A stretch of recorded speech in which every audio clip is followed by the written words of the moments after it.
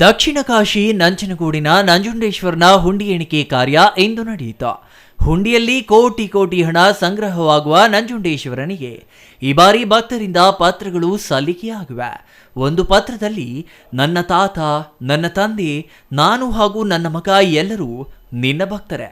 ಬಹಳ ದೂರದಿಂದ ನಿನ್ನ ಕಾಣಲು ಪ್ರತಿ ಹುಣ್ಣಿಮೆ ಹಾಗೂ ವಿಶೇಷ ದಿನಗಳಲ್ಲಿ ಬರುತ್ತೇವೆ.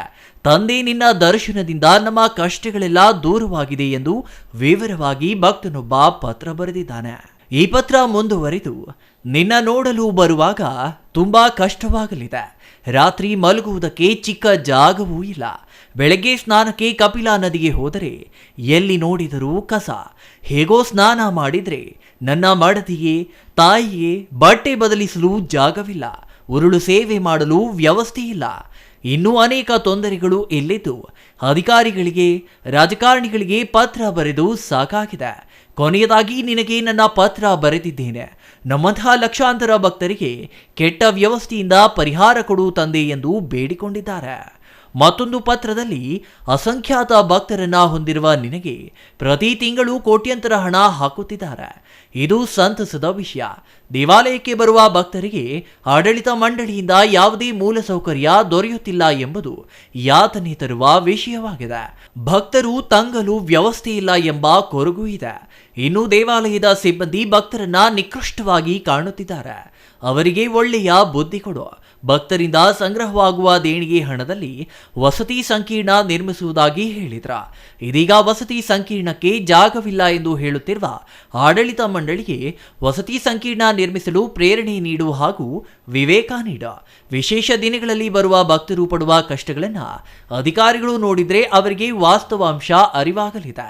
ಹಾಗಾಗಿ ತುರ್ತಾಗಿ ವಸತಿ ಸಂಕೀರ್ಣ ನಿರ್ಮಿಸುವ ಯೋಜನೆಗೆ ಚಾಲನೆ ನೀಡಲು ಅವರಿಗೆ ಬುದ್ಧಿ ಕೊಡು ಎಂದು ಶ್ರೀಕಂಠೇಶ್ವರನ ಬಳಿ ಪ್ರಾರ್ಥಿಸಲಾಗಿದೆ.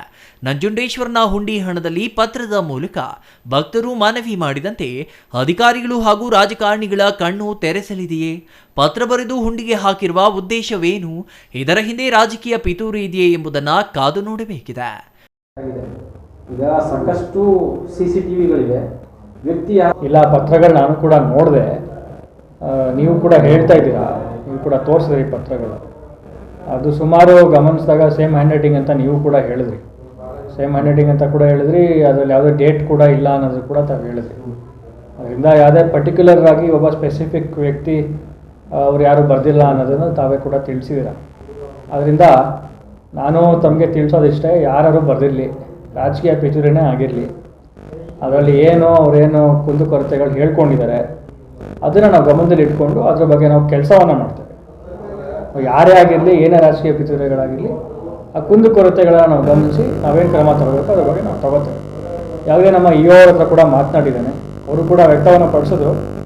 ಆದರೆ ನಾನು ಅವ್ರಿಗೆ ಹೇಳಿದ್ದೇನೆ, ಏನೇ ಪತ್ರ ಆಗಿದ್ರು ಕೂಡ, ಎಷ್ಟೇ ಸೇಮ್ ಹ್ಯಾಂಡ್ ರೈಟಿಂಗ್ ಆಗಿದ್ರು ಕೂಡ, ಯಾವುದೇ ಡೇಟ್ ಇಲ್ಲದಿದ್ರೂ ಕೂಡ, ಯಾವುದೇ ವ್ಯಕ್ತಿಗೆ ಸಂಬಂಧಪಟ್ಟಿದ್ದರ ಲೆಟರ್ ಆಗಿದ್ರು ಕೂಡ ಅದರಲ್ಲಿ ಇರೋಂಥ ಕಂಟೆಂಟನ್ನು ನಾವು ಪರಿಗಣಿಸಿ ಏನು ಫೆಸಿಲಿಟೀಸನ್ನು ನಮ್ಮ ಭಕ್ತಾದಿಗಳಿಗೆ ನಾವು ಕೊಡಬೇಕು ಅದನ್ನು ಕೊಡಲಿಕ್ಕೆ ನಾವು ಅವರು ಎಲ್ಲ ಕೂತ್ಕೊಂಡು ಮತ್ತೊಮ್ಮೆ ಒಂದು ಮೀಟಿಂಗನ್ನು ಮಾಡಿ ಪೂರ್ಣವಾಗಿ ನಾವು ನಮ್ಮ ಭಕ್ತಾದಿಗಳನ್ನ ಸ್ಯಾಟಿಸ್ಫೈ ಮಾಡೋದಕ್ಕೆ ನಾವು ಪ್ರಾಮಾಣಿಕ ಪ್ರಯತ್ನವನ್ನು ನಾವು ಮಾಡ್ತೇವೆ. Kumar, CTV news, Nanjangud.